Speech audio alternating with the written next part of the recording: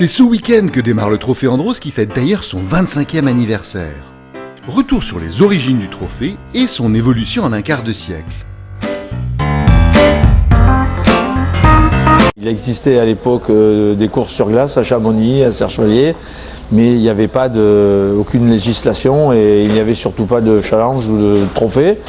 Et donc moi j'étais pilote professionnel et les hivers on s'ennuyait un peu, donc on disputait des courses sur glace. Et puis un jour l'idée est née de fédérer tout ça et de le faire sur plusieurs épreuves avec un même règlement commun.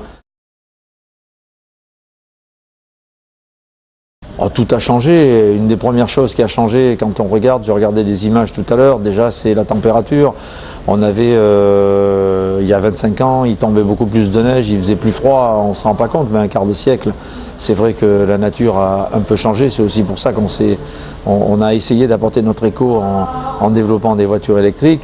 Ce qui a changé, c'est devenu beaucoup plus professionnel, bien sûr, parce que le trophée était un peu à la croisée des chemins à un moment donné. Au départ, quelques pilotes professionnels, beaucoup d'amateurs, beaucoup de gentleman drivers. Puis pour survivre, je dirais qu'il a fallu amener des écuries de pointe, des pilotes de pointe, et forcément parfois au détriment un tout petit peu de pilotes un peu moins professionnels, mais c'est la loi du sport et du business aussi.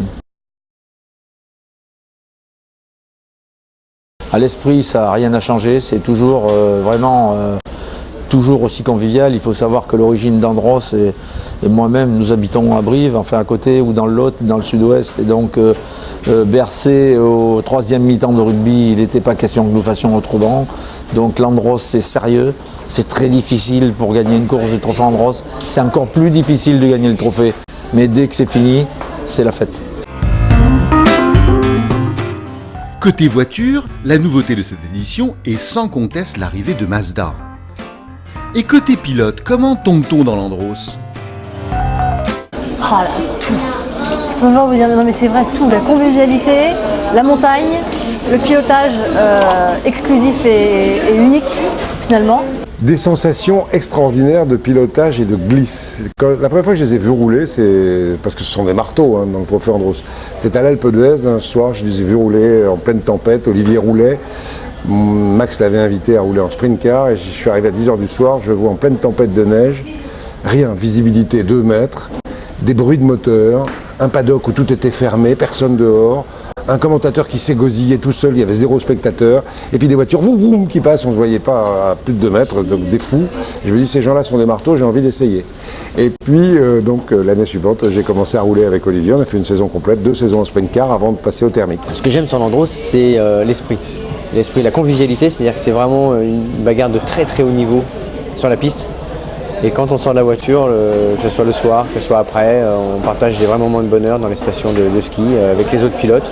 C'est un esprit un peu différent et même totalement différent. C'est peut-être ça d'ailleurs qui fait la richesse du Trophée Andros depuis 25 ans. C'est le seul trophée où on peut vraiment se lâcher pour se faire plaisir parce que déjà le risque il n'existe pas vraiment. Et en plus c'est la conduite à l'état pur, donc voilà ce qui me plaît dans le Trophée Andros. Et puis la convivialité évidemment. Ce sont des voitures qui font 350 chevaux, 4 roues motrices et directrices, avec pas mal de clous, des pneus très étroits. Et donc c'est un monstre sur glace qu'il faut savoir faire glisser. C'est de la finesse. Alors on ne s'entraîne pas du tout, c'est ça qui est rigolo. C'est qu'on arrive à la première course, en tout cas moi à chaque fois, il y a peut-être parfois des essais privés, mais je suis toujours arrivée sans avoir roulé auparavant et donc ça revient très vite, c'est un peu comme le ski d'ailleurs, on fait qu'une fois à l'année et pourtant ça revient vite et on retrouve très vite des sensations et puis comme c'est très instinctif, du coup ça décuple encore plus ce phénomène-là, c'est-à-dire que ça revient très très vite. On ne s'entraîne pas, ça coûte trop cher.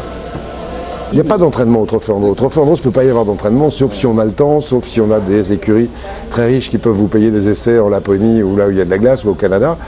Nous, on arrive à Val Thorens et puis on monte dans la voiture, on fait un tour, ça doit faire 700 mètres à peu près, et paf, on est en course. Écoute, on a des essais privés, on attend qu'il y ait de la glace et du froid et là on a beaucoup de chance en ce moment, donc je pense qu'avant d'aller à Val Thorens, on va s'arrêter à l'Alpe d'Huez. Qu'il faut surtout pas glisser lorsqu'on est sur asphalte. Et sur la glace, c'est exactement l'inverse, sans pas outre mesure non plus, parce que sinon on perd du temps. Mais donc la spécificité, c'est ça, c'est vraiment d'essayer de se souvenir, de casser un peu toutes les choses auxquelles on s'est attelé à faire pendant l'année, et d'essayer de briser tous ces trucs-là et de conduire beaucoup à l'instant en fait. Et il faut tout donner en 400 mètres. C'est vraiment un exercice très spécifique, donc c'est ça qui me plaît. Et le pilotage, eh bien, c'est de l'instinct.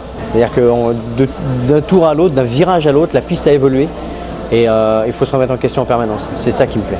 Donc c'est des voitures qui tournent très vite sur elles-mêmes parce que voilà, pendant 20 ans, 25 ans, on m'a dit pour aller vite en circuit, il ne faut pas glisser. Puis là, on te dit il faut rentrer en marche arrière dans les virages. Donc au début, c'est un peu déstabilisant.